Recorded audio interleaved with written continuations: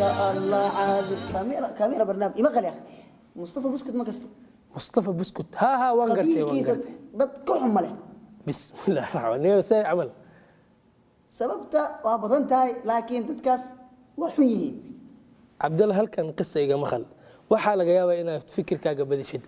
laba saxaabada kamid ah ay isdagaaleen qof walba reerkeeda ayay wactay nabiga sallallahu alayhi wasallam ayaa ku yimid wuxuu ku yiri waa maxay waxaad wadiin arintan waa arin jaahiliyad ah maanta hadaan jecelnahay inaan horumar gaarno waa inaan isjeclaano waa inaan is ixtiraamno waa inaan jecelka dhaxdeena ka faafino ku dadaala arintaas salaam alaykum